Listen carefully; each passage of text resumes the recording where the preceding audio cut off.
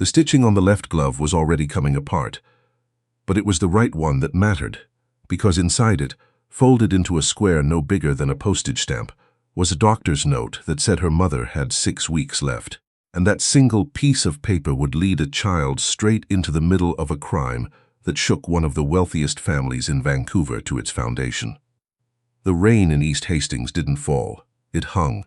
It clung to everything like grief, to awnings, to fire escapes, to the thin jacket of an 11-year-old girl pulling a shopping cart over cracked pavement at 6 in the morning. The cart had one broken wheel. It dragged and stuttered, leaving a crooked line in the wet street behind her, like a scar the city kept making and forgetting. Her name was Maren Brody. She was 11, tall for her age but thin, in a way that made her look like she was still growing into bones her body couldn't quite afford. Her hair was pulled back with a rubber band she'd found on the sidewalk. Her sneakers had holes near the toes, and she'd stuffed newspaper inside them to keep the water out. It didn't work. It never worked. But she did it anyway, every morning, because doing something was better than doing nothing. And Maren Brody had learned that lesson earlier than most people learn to read. She stopped beside a recycling bin behind a restaurant on Powell Street. The lid was heavy. She had to use both hands and lean her weight against it, feet slipping on wet concrete. Inside were bottles, cans, a few cardboard boxes. She sorted quickly, glass in one bag, aluminum in another. Her fingers were red and numb, but they moved with the efficiency of someone who'd been doing this since she was 8. A cook stepped out the back door, cigarette in hand. He saw her and paused. For a moment, something flickered across his face. Pity, maybe, or guilt, or just the discomfort of seeing a child where a child shouldn't be. Then he flicked his cigarette and went back inside. Maren didn't notice. Or maybe she did and had simply stopped keeping track of the people who looked away. She made her rounds. 3 more bins. A dumpster behind a pharmacy that sometimes had intact bottles the staff tossed instead of returning. Then the long walk south toward the depot, where a man named Jerry paid her by weight. Jerry never asked why she wasn't in school. He just weighed the bags, handed her coins, and nodded. Today it was $11.40. She counted it twice, then zipped it into the inside pocket of her jacket, the one without a hole. On the walk home, she stopped at a dollar store and bought a tin of soup and a box of crackers. The woman at the register didn't look at her either. Home was a basement suite beneath a house on Kiefer Street. The entrance was a round back, down 5 concrete steps that collected rainwater like a shallow pool. The door stuck. Maren shouldered it open. Inside, the air smelled like damp laundry and the faint chemical sweetness of medication. The ceiling was low. A single bulb hung from a cord. There was a mattress on the floor, a hot plate on a plastic crate, and a folding table with 2 chairs, one for Maren, one for her mother, though her mother hadn't sat in either for weeks. Jeanette Brody lay on the mattress, wrapped in a quilt that had once been bright but was now faded to the color of dishwater. She was 37, but illness had taken years from her and added them in the wrong places, hollowing her cheeks, thinning her wrists, putting shadows under her eyes that makeup couldn't reach. She had multiple sclerosis, the kind that moved slowly at first, then all at once, like a wave pulling back before it crashed. Maren set the soup on the crate and knelt beside her. "Mum." Jeanette's eyes opened. She smiled, always smiled, even when the pain made her jaw tight and her breath shallow. "Morning, little bear. I got soup. The tomato one you like. You're too good to me."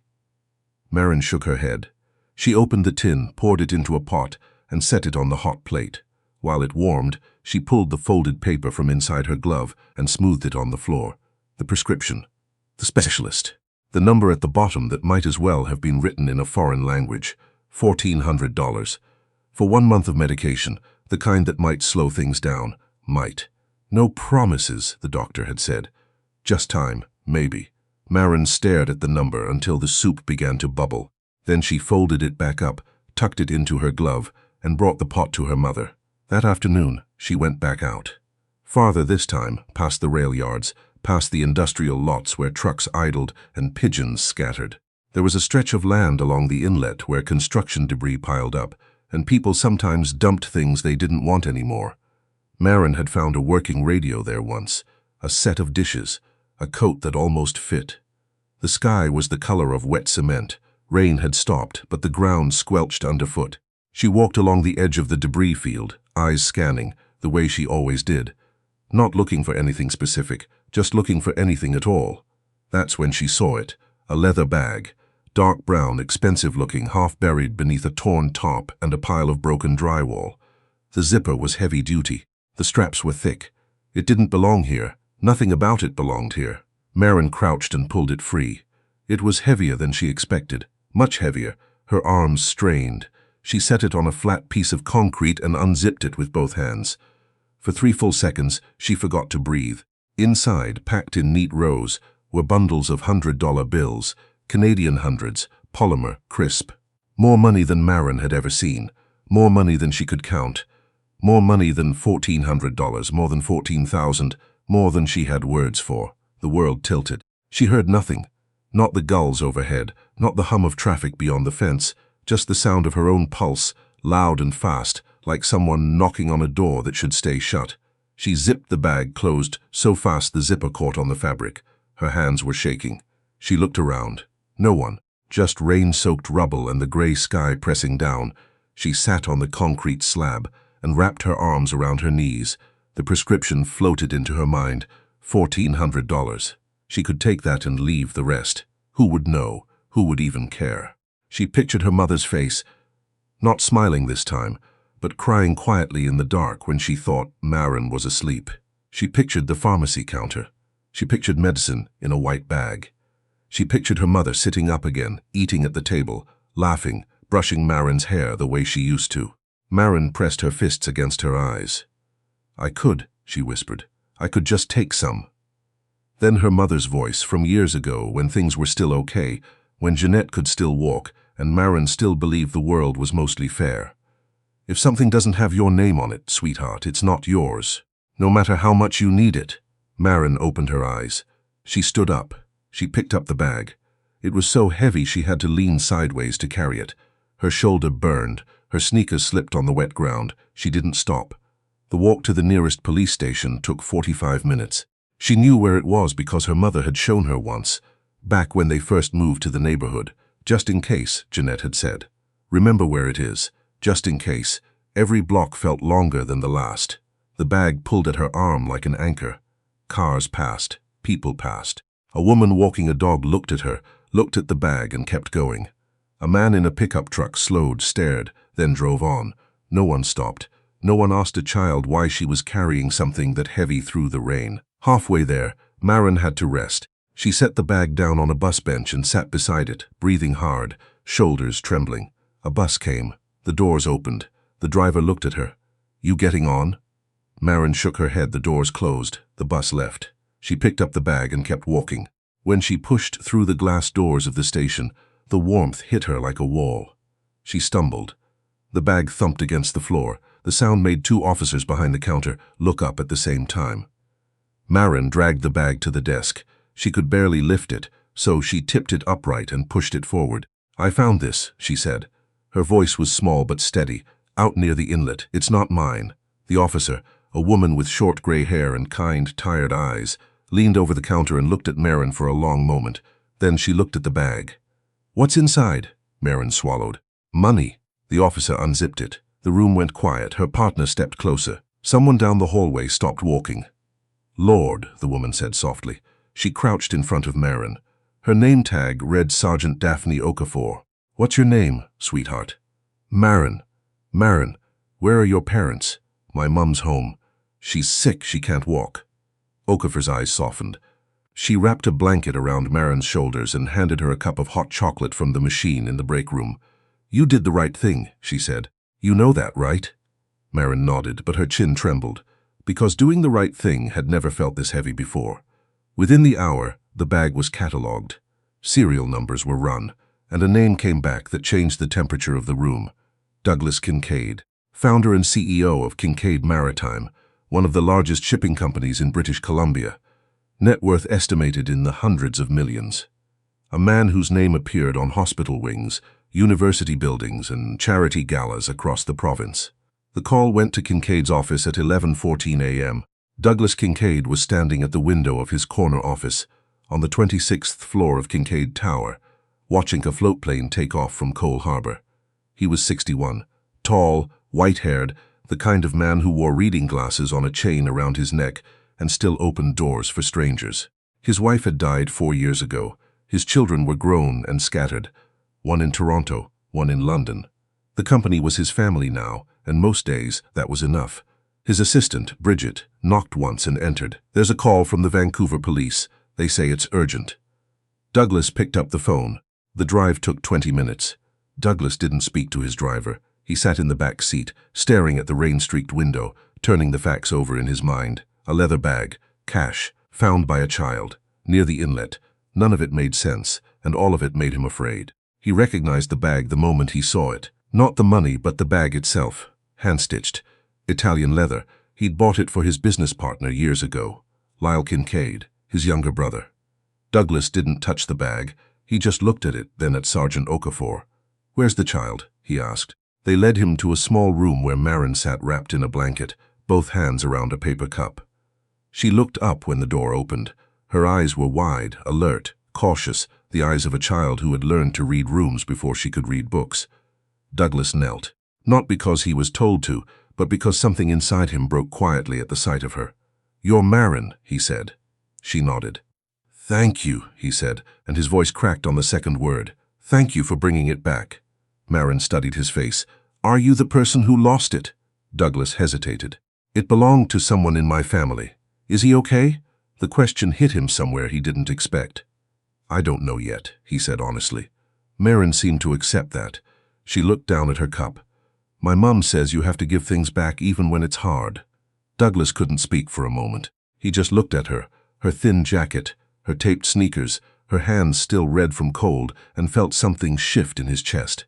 Not pity, something deeper, something like recognition. He stood and walked out of the room. Bridget was waiting in the hallway. "Find out where she lives," Douglas said. "Now." He went to Kiefer Street that evening. The basement suite was worse than he'd imagined. Damp walls, a single light bulb, a woman on a mattress who couldn't stand to greet him but tried anyway, pushing herself up on trembling arms before falling back. "Mrs. Brody," Douglas said, pulling a chair close. "My name is Douglas Kincaid. Your daughter did something remarkable today." Jeanette looked at Marin, who stood in the doorway, still holding the blanket from the station. "She's always been braver than me," Jeanette whispered. Douglas looked around the room. He saw the hot plate, the canned food, the prescription on the folding table. He picked it up and read the number at the bottom, $1,400. He put it in his pocket without asking. "I'm going to help," he said, "if you'll let me." Jeanette's eyes filled. "We don't take charity." Douglas shook his head. "This isn't charity, Mrs. Brody. This is what your daughter earned." By the next morning, Jeanette was in a private room at Vancouver General. Specialists were called. A treatment plan was drawn up. Marin sat in the chair beside her mother's bed, feet not quite touching the floor, watching the monitors beep with a rhythm that sounded, for the first time in months, like something other than a countdown. But if Douglas thought the bag was a simple mistake, the next 24 hours would teach him otherwise. Back at Kincaid Tower, he locked the door to his office and opened his laptop. The serial numbers from the bills didn't match any log transaction in Kincaid Maritime's books. Not one. The cash had never passed through their accounts. At least not officially. Bridget brought the subsidiary records he asked for. Douglas spread them across his desk. Vendor payments, consulting fees, transfers to companies he didn't recognize, names that existed only on paper, in jurisdictions where paper was all you needed. His stomach turned cold. He picked up the phone. "Get me the auditors." Then he stopped, because one name kept appearing on the authorization forms. Lyle Kincaid, CFO, brother. The man who'd stood beside him at their mother's funeral. The man who'd given the toast at his wedding. The man who, apparently, had been hollowing out the company from the inside for years. Lyle arrived unannounced that afternoon. He walked into Douglas's office the way he always did. Coat draped over one arm, smile already in place, confidence smooth as river ice. "Heard you had an interesting morning," Lyle said, settling into a chair without being invited. "A bag of cash and a little girl. Sounds like a headline." Douglas didn't smile back. "The bag was yours, Lyle." Lyle's expression didn't change. It was company property. Temporary cash holding. Happens all the time in logistics. It wasn't logged. An oversight. It was dumped near a construction site. Lyle crossed one leg over the other. "People lose things, Doug. It's not a conspiracy. Douglas slid the vendor report across the desk. 14 shell companies, all paid through our subsidiary, all authorized by you. For the first time, something flickered behind Lyle's eyes. Not fear, calculation. You've been busy, Lyle said quietly. So have you. Lyle leaned forward. His voice dropped, warm, confiding, the voice of a brother sharing a secret. Doug, listen to me. You're tired. You lost Margaret, you're running a company alone, and now a kid shows up with a bag of cash, and you think you found a movie plotter. But this is business. Complex, messy business. Let it go. Douglas held his gaze. A child walked 45 minutes through the rain to return that money. She could have kept it. Her mother is dying. She didn't take a single bill. And you're telling me to let it go? Lyle stood slowly. His smile thinned. I'm telling you to be careful. Because if you start digging, you won't like what you find, and neither will the board. He walked to the door and paused. The girl, he said without turning around. She's at Vancouver General, isn't she? Douglas's blood went cold. Stay away from her, Lyle. Lyle opened the door. Just asking, he said. Family looks out for family. The door closed. Douglas sat in the silence, heart pounding. He called Bridget. I want private security at the hospital. 24 hours. No one sees Marin or her mother without my authorization. The next morning, a man showed up at the hospital carrying a gift basket and a Kincaid Maritime employee badge. He told the nurse he was there to check on the Brody family. He didn't give his name. Douglas intercepted him in the corridor. 2 security guards flanked him. Who sent you? Douglas said. The man smiled. It's a wellness check, company culture. There's no record of you in our employee directory. The man's smile stiffened. He set the basket down. Look, he said, the girl found something. She gave it back. Everybody's happy. No need to make this into something. Douglas stepped closer. If you or anyone else comes near that child again, I won't call security. I'll call the RCMP. The man left without another word, but Douglas saw what he'd been meant to see, the quiet threat wrapped in a gift basket. A reminder that money didn't just create comfort. It created danger. That evening, Douglas met with Inspector Simon Pratt of the RCMP Financial Crimes Unit. Pratt was a patient man with reading glasses and a folder thicker than Douglas expected. We've been watching Kincaid Maritime for 8 months, Pratt said. Irregular cash flows, shell companies, vendor inflation. Your brother's name comes up in every thread. Douglas's throat tightened. How much? Conservatively, 12 million over 4 years, laundered through subsidiary payments and redeposited offshore. Douglas stared at the folder. 12 million. Stolen by the man who called him brother. The bag the girl found, Pratt continued, was likely a transfer that went sideways. Someone panicked. Dumped it. Your brother's been cleaning the trail ever since. He sent someone to the hospital, Douglas said, to intimidate a child. Pratt's expression hardened. Then we move fast. I need your cooperation, access to internal records, and I need you to make your brother believe you've dropped it. Douglas understood. He'd have to lie to Lyle's face. He'd have to smile and play along while agents built a case behind the walls. He'd have to betray blood. He thought of Marin, her thin jacket, her steady voice, her hands red and shaking, pushing a bag of money she desperately needed across a police counter. Tell me what you need, Douglas said. For 2 weeks, Douglas played his part. He told Lyle the auditors found nothing. He signed routine documents. He laughed at Lyle's jokes at a company dinner, while Pratt's team tracked every dollar that moved. Lyle relaxed. He moved more money, this time marked with trace compounds and controlled serial numbers. Every transaction left a trail as bright as neon. On a Thursday evening, Lyle invited Douglas to a private room at the company's downtown office. No agenda. I need you to co-sign a transfer, Lyle said, sliding a document across the table. Temporary holding. Same as always. Douglas read the page. Offshore account. $600,000. He picked up a pen. Lyle smiled. See? This is how it works. Family trusts family. Douglas signed. He didn't notice the faint trace powder on the pen. He didn't notice the microtransmitter embedded in the folder's binding. He didn't notice the small red indicator light beneath the table, blinking once. In a van parked 3 blocks away, Inspector Pratt watched the signal lock in. We've got it, he said. The RCMP came for Lyle Kincaid before sunrise. He was still in his bathrobe when the officers entered. Servers were seized, accounts were frozen, documents filled evidence bags like snowflakes in a blizzard. Lyle looked at the lead officer with genuine confusion. Call my brother, he said. "He'll sort this out." The officer looked at him evenly. "Your brother is the one who helped us." Something broke behind Lyle's eyes. Not remorse, not shame. Just the sound of a door closing that would never open again. At the courthouse, weeks later, Douglas took the stand. He spoke clearly about trust, about the company their parents had built, about the moment he realized his brother had been stealing from it for years. The prosecutor asked why he cooperated. Douglas paused. He looked across the courtroom, past the cameras, past the lawyers, to a seat near the back where Maren sat beside her mother. Jeanette was in a wheelchair, but she was sitting up. She was awake. She was there. Because an 11-year-old girl carried a bag of money through the rain for 45 minutes, Douglas said. To give it back. She had every reason to keep it. Her mother was dying. She had nothing. And she still brought it in. I couldn't look at myself in the mirror if I did less than that. The courtroom was silent. The verdict was guilty, money laundering, fraud, conspiracy, witness intimidation. Lyle was led away in handcuffs, and he didn't look back. Spring came to Vancouver the way it always does. Slowly, then all at once.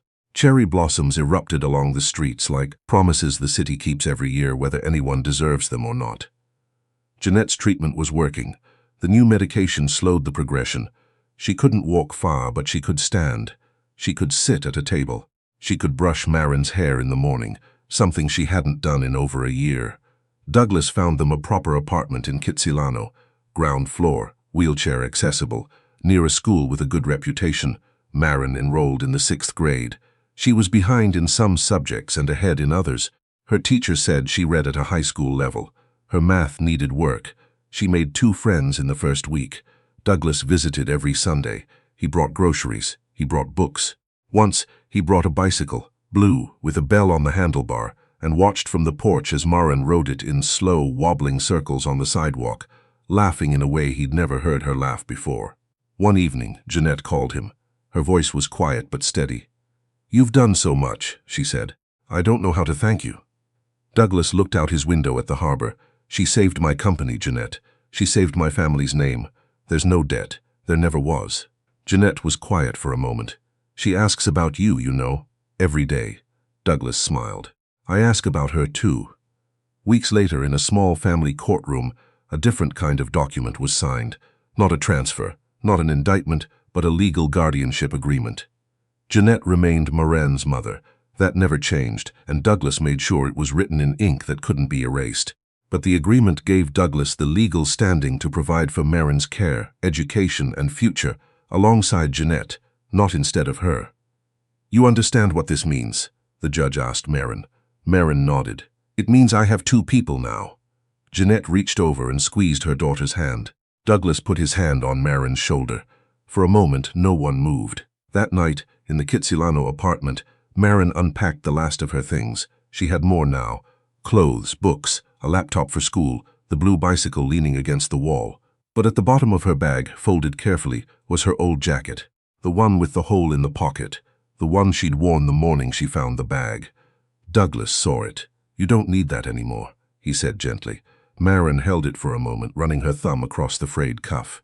"I know," she said, "but I want to keep it." "Why?" She looked up at him, and her eyes were steady, clear, older than 11 years had any right to be. "So I remember," she said, "what rain feels like when you're carrying something that isn't yours, and what it feels like to give it back anyway." Douglas knelt beside her. He didn't trust his voice. He pulled her into a hug, and she let him, resting her head against his shoulder the way a child does when it's safe. Outside, the cherry blossoms drifted along the sidewalk in the evening light. Somewhere across the city, a cell door closed behind Lyle Kincaid, steel on steel, final as a period at the end of a sentence no one wanted to write. Money couldn't follow him there. Power couldn't soften those walls.